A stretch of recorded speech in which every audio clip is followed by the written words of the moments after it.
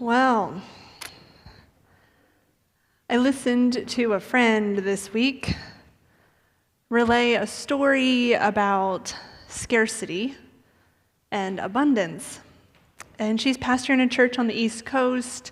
She's feeling called to birth a new kind of ministry in her community. The district superintendent, the bishop have all blessed it and signed off on it, but she noticed she was feeling really nervous to tell her church. And as we got to talking, we became curious about the role of abundance and the truth that sometimes are we afraid of abundance, of too much, almost as if we can't control the goodness of God. So we don't even give it room to work. We're inclined to pull back, to stay small, to stay cooped up in our scarcity. And we noted this human tendency while also reminding ourselves this is not the way and dream of God. So today, friends, let's talk a little bit about a popular Jesus story about scarcity, abundance, and resource. So Luke chapter 5, we see Jesus at the Sea of Galilee. He's teaching. There are boats, 20 to 30 foot long boats in that day. And he asks Simon, hey, take me out. I want to teach from the boat. And it's ironic, did you catch, that Jesus tells Simon to put the boat out and cast his nets. That is a carpenter telling a fisherman how to fish. You gotta love Jesus. Simon reports, hey, we've had a rough night. Conditions for fishing are not favorable, but Jesus says, do it anyways. They caught so many fish that their boats started to sink. Their nets started to break. Another boat comes out to help them, and they start to sink too. I wonder how many fish that was that made that happen. The result is success and near disaster at the exact same moment. Can you imagine standing in a boat? You can picture whatever size. I'm not thinking a big old yacht. I'm thinking like a little rowboat here in my mind. Imagine you're standing in a boat with a couple people, and you are positioned on one side of the boat, and everyone is peering into the water. But you don't really see much. There's just not any fish. And you start to think about that as our life. We just stand on one side of the boat and we're like, there's nothing there. There's not enough. I don't have what I need. Well, friends, what happens when more and more and more of us gather on the same side of that little rickety boat? We're going to tip over. We're going in that water. We might be thinking there isn't enough. Look, we don't have what we need. That's our cry. This happens in the church. It happens in relationships. It happens when we look at our calendars, in our parenting, in our health, in our work. It is so easy to get stuck on one side of the boat. And we start to operate out of a mindset of scarcity. We get so focused on how little we have. It's so difficult to see new possibilities, new solutions, another way to do something. And there's so much that keeps us focused on an unclear future that we cannot control. But in reality, in God's economy, there is abundance all around us, but we so often can't see it. And so we settle for empty nets on the empty side of the boat. And we say, it's just how it is. I think there's a lot of reasons, but there's a reason we've gotten used to a scarcity posture, a scarcity mindset. Throughout the book of Genesis, there is great abundance. Abraham is blessed, creation is praised, and then in the 47th chapter, Pharaoh dreams there's going to be a famine in the land. So he administers, controls, and monopolizes the food supply. Pharaoh introduces the principle of scarcity into the world economy. For the first time in our sacred stories in the Bible, someone says, there's not enough. Let's take everything for us. On the flip side, what if abundance actually scares us? I think it's scary to imagine we might actually have enough. That we could be a part of reordering the world so that it lines up with Jesus' dreams for us, that when we share our resources, there's enough. Us Americans are an ironic bunch of people, aren't we? We have a love affair with more of everything, while often not noticing we already have more than most of the world. We struggle to notice the astounding financial inequalities in our own country. And in the meantime, it takes a couple brave people, I think some of you are these people, a couple brave people one at a time to realize there is another side of the boat. There is another way to look at any problem that we face. That we could venture from this side of the boat of scarcity over to another angle. That Jesus could meet us there. It is called faith. Do you remember that Jesus told Simon, put out into deep water? Not shallow water, deep water. That's where the good stuff is, because it's beyond what we can see in our present situation. It involves faith and trust and growth. Because friends, when we each focus on what only we can do in any situation in our lives, we are limited by time, ability, help, volunteer. But when we focus on what God can do in abundance, there is no limit. And so I would implore us, we must stop settling for empty nets. When Jesus wants to sink your boat with abundance. Side note, because everything is nuanced, we live inside larger systems full of inequality, actual scarcity, and harmful practices.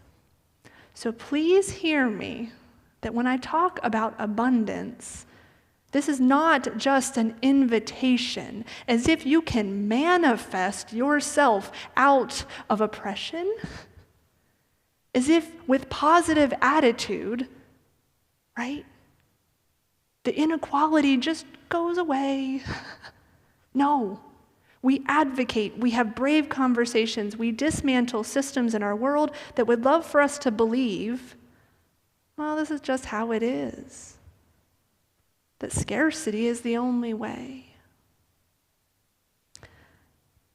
I think we probably all have moments when we experience abundance or scarcity.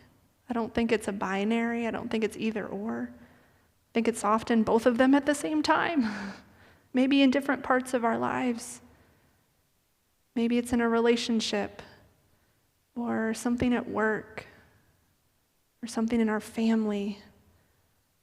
And so I invite you, friends, in these days to reflect, where do I have a posture of scarcity? There's just not enough. And where do I have a posture of abundance? That there could be something more here that I'm not seeing yet. So for the rest of our time this morning, I'm going to invite us to turn our attention to a very exciting thing to some of you. And to others of you, it might be a little dry, but I'm going to help you love it. Budgeting. Yeah, here we go. Happy Halloween. Budgeting. We should have worn costumes, Anne. That would have been great today. They would not have taken us seriously at all. Anyways, budgeting, here we go. Friends, if I can convince you in the next few moments that a budget holds the key to so much of God's mission in this world, then I will have accomplished a good goal today. Okay. We started giving our kids an allowance a couple years ago. So they're learning all the good things, how to save the money, how to give it away, how to spend it. They are learning that well. We have, of course, had a few painful moments in the toy aisle at Fred Meyer's or on the couch as we're surfing our Amazon app when they realize they don't have enough money to get the newest, latest obsession. It's quite a meltdown. Many of you have watched little people do this. But they are, I'm telling myself, slowly learning to budget. I will continue to tell myself they're slowly learning. And I think most of us do this in our adult lives too. Well, hopefully not the tantrum in the toy aisle at this point. We have our own ways. But we look at the money coming in, the money going out, and we are wanting to ensure that we have enough resource to meet our needs. That's budgeting. A church does the exact same thing. However, a church's income is interesting. We don't really have a steady paycheck from a source that maybe writes us a W-2. Like, it's not that specific. Yes, we have rental income as a church. There's 4% interest from generous endowment accounts. We take an educated guess on how much might come in the offering plate from guests or visitors in the next year. But the rest of our income is through pledges, written commitments, covenants from incredible people like you. The local church is quite a miracle, honestly. Every fall, I can't believe that we pull this thing off. What we do here is amazing. It takes $1.2 million to run this ministry and this building and the grounds, the whole thing. And it's all funded by all of us. No one writes us a big check for that. It's all of us together. It's amazing. And some churches refer to church budgeting as faith budgeting. And this is nuanced. So a note about faith budgeting. I've seen some churches aim, we'll get to 70% of our budget with pledges, and then we'll say, oh, that's close enough. We want to have faith. We want to see what God can do. We want to have God just fill in the gap. Would you ever do that in your home budget? No.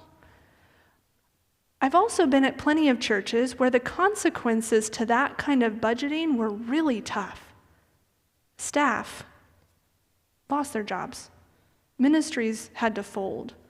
Congregants were forced into closing that big gap at the end of the year. And to me, this kind of budgeting is not faithful. It's a terrible place to put your staff, to see their jobs and livelihood dependent on pretty tenuous circumstances. And so I've learned, I think, in the last 2 or 3 decades that faith budgeting is actually the entire budget. The entire document is a step of faith. It's a practice that's faithful to givers, to staff, to ministries. The best practice is a balanced budget, just like we would at home. And maybe in the church, we feel pretty comfortable leaving, maybe 5% or so of room. Some churches will go to 10. And that leaves room for surprising gifts that will come in the next year. And the rest of the budget, fully balanced due to all these pledges that come in. One church I served saw their budget grow beyond what their pledges could sustain. And it was a really tough season. There were a lot of cuts, but then something interesting happened.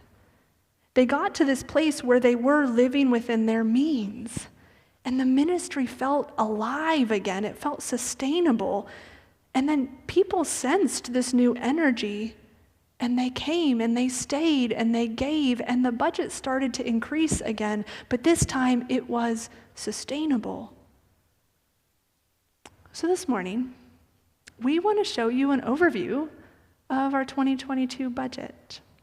And first, I just want to tell you a little bit about the categories, and then I have super fun pie charts and graphs to show you, because some of you love this, and some of you will be happy when I'm done. So, here's some of the areas of the budget. Mission and outreach. Some of our gifts and your gifts offer a special assistance fund to community members when they hit hard times. We help support advocates for justice, climate change, gun violence prevention, teams around immigration justice, refugee support, hunger advocacy, Palestinian justice, and a racial justice team. In music and worship, we are proud to be the home of one of the finest church music departments in the Pacific Northwest. And COVID has increased the cost of providing this marvelous ministry. From more hired musicians to new audio-visual needs, cue the whole reason you're watching us online right now is because of the gifts that you have enabled to make this happen. Our pastoral team is currently Pastor Ann and myself. These gifts that you give enable our two pastors to guide and support so much of our work, from preaching to supervising staff to leading classes and pastoral care, advocating for justice in our community and strengthening our administrative processes. We're so grateful to invest in our pastoral team. Congregational care, everything from Stephen Ministries to our care team to the library to postage and handwritten cards. We help fund those things. Adult spiritual formation, all of our classes, children, youth, and family, and all the incredible things that they get to do. Our gifts help pay for staff and for confirmation and snacks and goldfish and the Club 456, Christmas Eve pageant, youth group outings, all those things. Our administrative ministry, everything from pieces of paper that you hold in your hand for the bulletin, to insurance, to bookkeeping, computers, bank fees. I mean, this is the real exciting stuff. But without it, this mission and ministry would be tough. And the last one is our building and grounds. We sure learned this year that we didn't have to have the building to still be the body of Christ. But it also is pretty lovely to have a place to gather and to be together and to serve our community. So our gifts heat this room, which we're really thankful for today, and electricity and internet and the HVAC. It helps us host the Edmonds Food Bank. Our gifts enable that ministry to thrive in this space. We support our scouts, our AA groups. It's just incredible. So check out a pie chart. For those of you looking for numbers, you'll be so happy. And so there's a breakdown of the areas I just shared. Helps you get a sense. The whole thing is mission. You really can't take out one piece of that and the missions still thrive. And so that's a bit of a breakdown of how those areas shake out this year and for 2022. So friends, I really hope you're seeing how each gift makes this miracle of a mission exist in our community. And if you're ever tempted to think, Jenny, my gift, you'll be fine. Like, you're fine. My gift doesn't really matter this year. Oh, I hope you hear the next part. Last year, we shared a budget for 2021, this time last year. Everyone turned in their pledges, and in December, we approved a balanced budget. We were so excited. We launched into January, new efforts to arrange ourselves so God could spend us, especially during a pandemic. There were car parades, expanded children's center offerings, and a music album that nourished people when we couldn't be together. And our leadership teams kept a close eye on our financial health during 2021. We knew it would be likely that some would drop off in their giving since we weren't physically together. And so our team did an audit this past summer to see where were we on our pledges? How was our financial income going along? And we discovered an error that we missed last fall, winter time. In a series of data miscommunications, some pledges were double counted. So for example, in a household where maybe a couple pledged in our system, they got counted twice for that gift instead of once. You see what happened, right? This led us to a belief that we met our 2021 budget goal, when in fact, we did not. So our team set to work. Okay, what are we going to do about this? We pulled back expenses wherever possible. We had a staff spending freeze, and we got a little nervous. A couple points.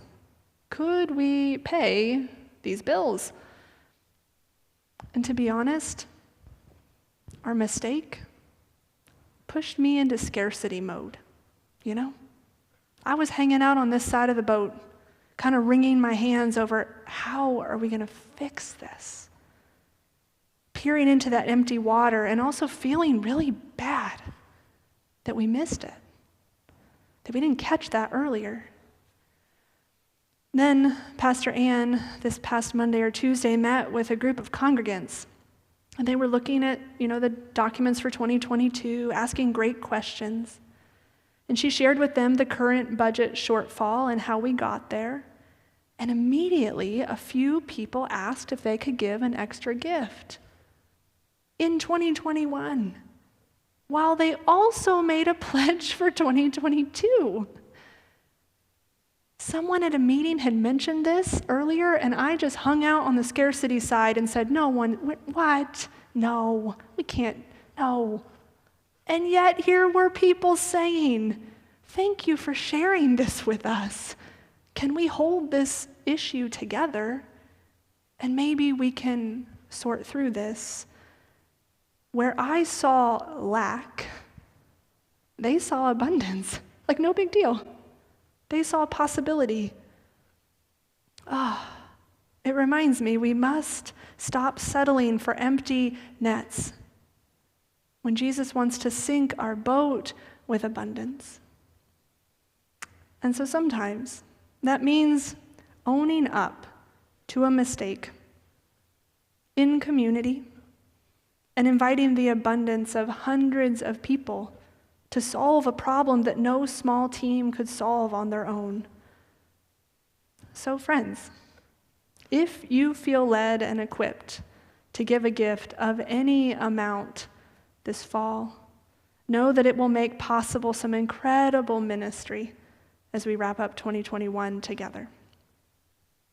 May you know that your pledges are writing our budget, and this mission exists because of the gifts that each of us give. And so speaking of abundance, there's one thing that we thought about doing a few months ago, but again, hanging out in scarcity mode over here. But we're going to offer it because we're also people of bold faith, right? Jesus invites us to go into the deep water. So this is a deep water jump. Church, I want to invite you to what's called a step challenge. It's an exciting and curious invitation to every single one of us who are passionate about this place and this mission. And here's how it works. For some, the pandemic meant their financial health took a huge hit. We acknowledge that. That's real. For others, this was not the case. And so knowing that each of our financial stories are different, and that God invites us to step into deep waters sometimes, we're wondering, what might happen if we considered taking a step up in our giving in this next season? check out this chart on the screen. You are seeing amounts of giving from $1 to $2,000 per month. And on top of each step, you're seeing the number of families who currently give in that range from the pledge cards of 2021. First off, this is incredible, just to appreciate the truth of this chart. Incredible generosity and faithfulness. And as we've been talking about, by the way, our giving doesn't just change the world, our giving changes us. So I truly hope that has felt true for those of you on this chart. And so we're inviting each family unit in the church to prayerfully consider completing a pledge card with a number in the next category up from where you are currently giving. Again, we honor the prayer. We honor the process. For some, this is doable. For some, this would not be a good idea right now. We honor that. And if you're new to pledging at Edmonds United Methodist Church, we're delighted for you to consider joining us anywhere on the chart that feels sustainable and faithful for you in this season. Lots of grace. So friends, hear these words from Parker Palmer. Abundance does not happen automatically. It is created when we have the sense to choose community, to come together to celebrate and share our common store. Whether the scarce resource is money or love or power or words, the true law of life is that we generate more of whatever seems scarce by trusting its supply and passing it around. Authentic abundance does not lie in secured stockpiles of food or cash or influence or affection, but in belonging to a community where we can give those goods to others who need them and receive them from others when we are in need. And so this week, most of you will likely receive a packet from the church. Looks like this. You'll see some beautiful drawings from our children and youth. And inside there's a flyer that we made just for you. There's a blue pledge card. There's an ACH and credit card form and a self-addressed stamped envelope. And here's what we invite you to do. Let's spend time in prayer with these documents. John Wesley encouraged us to pray about the money we spend. This is real. This is a beautiful practice. So let's pray together in these weeks about what God could do through the abundance of this community. And then we invite you to fill out this blue pledge card with an amount that we plan to give in 2022. And then we fill out the corresponding forms based on the method of giving that works for you in this season. And we put them in that stamped envelope, and we do one of two things. We drop it in the mail to the church by November 14th, or you bring it to worship on the 14th, because we are open then, and you can come back. We're so excited. You can also visit the website, www.edmondsumc.org/pledge. And you can even visit that today and download the pledge card and email it to the office. And so friends, we know that life happens and we have good intentions and we get distracted. So know this. Know the gift that you are giving to the leadership of this church and to this community when we fill out a pledge card. Because as soon as those all arrive, we can get to work on a balanced budget for 2022. So thank you for helping us plan wisely and abundantly in this next season. You made it to the end of the budget sermon, friends. I'm so proud of us. I laugh because it's true. This stuff really matters, and I know sometimes it's just a thing. So, beloveds, we are children of God, which means we are invited to see the world through eyes of abundance. May our spirits be generous and wise in this season. May our gifts represent the hope that we have for this world. And may we see these pledge cards as miracles, the physical embodiment of abundance in our world, the beauty of hundreds of gifts of all sizes working together as the body of Christ as we continue to make disciples of Jesus for the transformation of the world. Amen.